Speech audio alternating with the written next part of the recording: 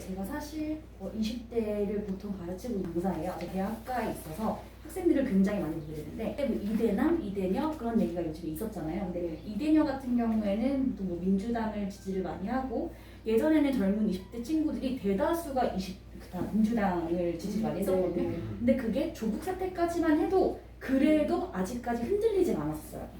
근데 이번에 LH 부동산 사태랑 그다음에 비트코인 그 규제 세금을 낸다는 그것 때문에 10명 중에 1명 정도만 이제 지지를 계속하겠다 얘기하고 나머지는 전부 다 등을 돌렸거든요.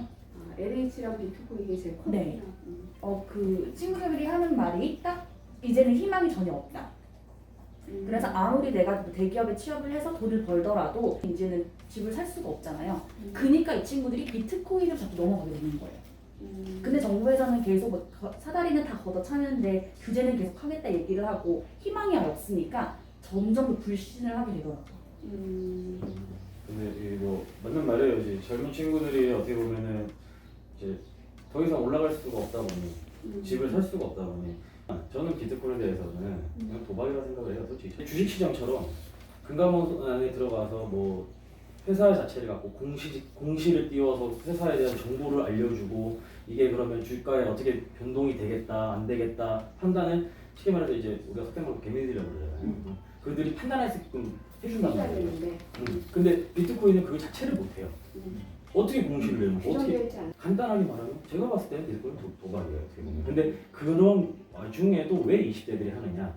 그거밖에 할 게 방법이 없으니까. 맞아요. 이런 거 하지 않는 이상은 내가 뭔가 가질 수 있는 방법이 없기 때문에 그래서 그렇게 한다고 생각을 하는데 예, 그 비트코인에 나와서 얘기하겠지만 저는 비트코인이 지금 뭐 한창 제도권에 넣어야 되느냐 말아야 되느냐 얘기가 있죠. 근데 전 입장에서는 비트코인은 제도권에 넣을 수가 없어요. 이게 제도권에 넣어서 관리를 해야 되는 건데 관리 자체를 할 수가 없어요. 비트코인은 말 그대로 가상이에요. 그리고 뭐 아무것도 내가 사전에 정보를 갖고 있어요. 일론 머스크가 비트코인으로 테슬라 살 수 있게끔 하겠다. 확 올라버렸다가 못 사게 한다. 내렸다가 도시도 비트코인으로 쭉 올라가. 이거 자체를 쉽게 말해서 이제 일반 투자자들이 판단을 전혀 못해요. 근데 이거를 제도권에 넣는다? 못 넣어요. 그러면 거꾸로 이런 말들 하죠. 제도권에 안 넣을 거면 세금을 왜 걷냐? 세금이 이제 걷겠다 하는데 그럼 제도권에 넣어주지도 않은 거서 세금을 왜 걷어갔냐? 그런 것들을 정확하게 판단을 하고 이해를 시켜주려고 노력을 해야 되는데 그냥 안 하겠다. 뭐 하겠다. 그리고 뭐 이해를 안 시켜요. 근데 요즘 젊은 애들은 옛날처럼 이렇게 휩쓸려가고 휩쓸려고 이거 아니거든요. 본인들이 어느 정도 들어보고 판단하고 내리는 그거거든요. 그래서 이런 부분들이 왜 이게 제도권에 못 넣는지 정확하게 왜 그런 건지 근데 그거에 대한 설명을 아무도 안 해줘요. 근데 일반 시민들 같은 경우는 비트코인 규제가 지금 이게 중요한 게 아니라 이게 왜 이렇게 됐는지 그 상황이 중요한 거야. 뭔가 불충분을 만들어주고 희망을 만들어줘야 되는데 그런 제도가 하나도 없으니까 거기에 초점을 맞추셔야 되는데 너무 그냥 그 결과론적만 생각을 하시고 계시는 거예요. 사람들이 알기 쉽게 풀어서 언론에다 얘기를 하든지 아니면 방송에 나와서라도 얘기하는 그런 설명들이 있어야 되는데 그건 아무것도 없고 그냥 세금 매기겠다. 제도권 못 넣는다. 이렇게만 해버리면 반발이 생긴다는 거예요. 그러니까 최대한 이해를 시켜줬으면 좋겠어요. 근데 이제 근본적인 이유는 그런 것 같아요. 청년들에게 또 다른 비전, 그러니까 또 다른 먹거리를 제공하셔야 되는데 그거에 대해서 실패했다. 정부가 정부 주도로 앞으로 우리 미래 먹거리라고 생각되는 5가지에서 7가지 정도의 정책을 키워서 10년에서 15년 정도 정책적으로 키워야 한다. 그리고 거기에 청년들을 투입을 해서 새로운 일자리를 만들어주는 것이 실제 정부가 해야 될 일이고 그것이 단계적인 부분이 아니라 5년, 10년, 15년 정도 장기적인 부분이 있어야 된다. 사실 저는 이게 대안인 것 같거든요. 내일 배움 카드. 근데 이게 한도가 300인가? 200인가 300인가 그래요. 200인가 300인가 그런데 거기 페널티가 이제 주어지면 뭐 수업에 뭐 일수를 뭐 안 채우거나 100만 원 깎이는 걸로 알고 있어요. 그래서 이거 진짜 솔직히 말하면 청년을 위한 정책이 아니라 학원 배불려주는 일이에요. 맞아요. 학원을 딱 가요. 학원 자체에서 다 알려줘요. 다 해준다. 다 알려줘요. 다 내일 알려준다. 이런 카드가 있고 이거를 어디서 신청을 하면은 이걸 들을 수 있고 그냥 정부보다 더 잘 알려줘요. 그리고 딱 하면서 하는 말이 여기서 여기까지 한도니까 이거 하는데 솔직히 필요 없는 수업까지 다 집어넣어요. 다 그냥 다 먹을 수 있게끔. 그러니까 학원 배불려주는 거거든요. 그러면 저는 이제 어떻게 바꿔야 된다고 생각하냐면 어느 정도 청년이 무조건 퍼주는 것보다는 책임감도 심어줘야 된다고 생각을 해요.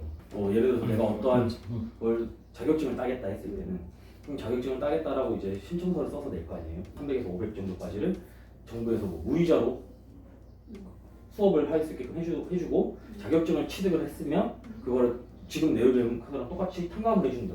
아닌데 자격증을 못 땄다. 5년 내에 뭐 예를 들어 못 땄다. 그러면 그거는 이자가 있는 건 아니지만 갚아야 되는 돈인 거죠. 계속 청년들한테 지금 어떻게 보면 청년들한테 퍼주자만 하고 있는데 책임감도 심어줘야 된다 생각을 해요. 이제 그런 공적인 걸 나왔으니까 하는 말이지만 군대에 대해서도 뭐 가산점을 주자, 뭐 지금 어떻게 보면 뭐 전역하고 3천만 원 주자 이런 얘기들도 있잖아요. 3천만 원을 갖다가 나누면 우리가 한 125만 원에서 130만 원 정도를 월급으로 줄 수 있어요. 근데 사람이 아다르고 어다르다고 그럼 급여를 뭐 최저시급에 맞춘다든지 아니면 뭐 120만, 150만 원 준다든지 이렇게 얘기하는 것과 전역하면 300만 원 지원하겠다. 이거는 내가 들어도 돈 갖고 장난하나? 근데 급여를 올려주겠다 하는 거 완전 느낌 자체가 달라요. 맞습니다. 그리고, 네. 그래서 우리 정부 들어서 그 군 장병들의 월급을 대폭 많이 네, 많이 올렸어요. 맞아요. 내년. 그 말씀 그런 것 때문에. 국민에게 어떻게 메시지를 전달하는지에 대해서 뭐 여러 가지 툴을 통해서 얘기를 하는 거거든요. 그래서 광고회사를 한번 써보시는 거 재정이 풍부하실 테니까 좀 추천드리고요. 제가 그 현업에서 광고회사 아까 말씀하신 민주당에서 홍보하시는 분들이 많이 있어요. 광고회사를 쓰면은 그 광고회사가 어떻게 보면 특권을 갖고 특혜를 누리는 경우가 굉장히 많이 발전이 돼요. 그럴 수 있죠. 네, 근데 그게 거의 대부분이에요.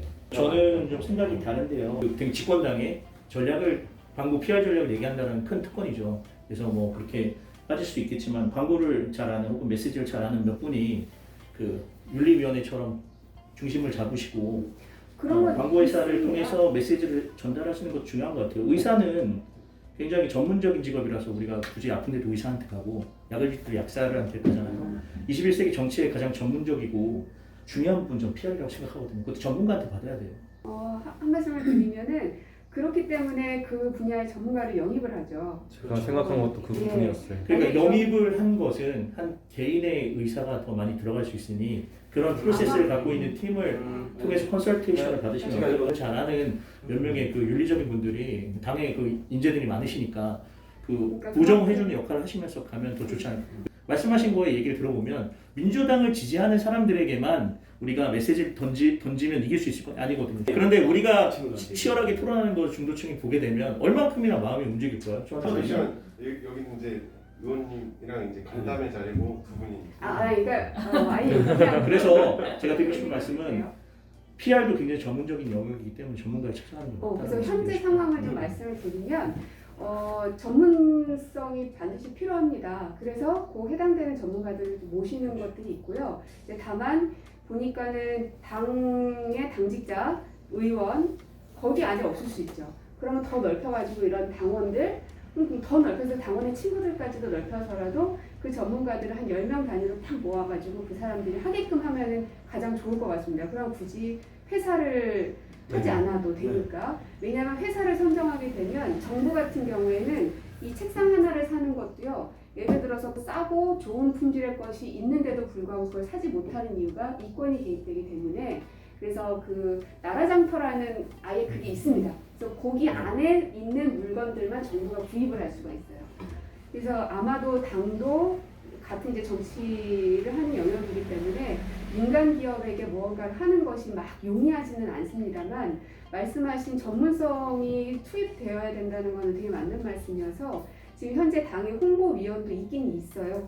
근데 이제 거기 안에 그런 젊은 감각들과 또 요즘의 트렌드에 맞는 사람들을 얼마나 더 많이 결합시켜서 그들이 이렇게 자유롭게 얘기하고 막 열정적으로 일할 수 있는 토대를 만들어줘야 되는데 그게 좀 부족하지 않았나. 저는 오히려 국민의힘에서 되게 잘하는 게 그 뒤에 백드롭을 참 잘하는 것 같아요. 엄청 뒤에 잘해요. 메시지. 네, 맞아요. 그게요 어떤 기업이 들어온 게 아닙니다. 거기에 어떤 그 당직자가 이제 그러한 역할을 하는 메시지를 잘 뽑을 수 있는 사람을 영입해서 그 사람이 하는 거거든요. 그래서 우리도 지난 17년 선거 때도 어쨌든 이제 그 당시 이제 탁현민이라는 연출가가 영입이 한마디로 된 거나 마찬가지잖아요. 그렇게 해서 이제 했던 거고 이제 다음 대선에는 뭐 이제 대선 주자들이 또 이제 준비를 그렇죠. 하고 민주당도 그것도 고민해 봐야 되겠죠. 네. 근데 이제 그 나쁘게 솔직히 나쁘게 본다라기보다는 너무 이제 그거를 그냥 지켜보기만 하기에는 너무 커져버렸어요. 이슈 제기를 하고 긍정적인 시각으로 좀 봐주셨으면 좋겠다. 그거는 긍정적이에요.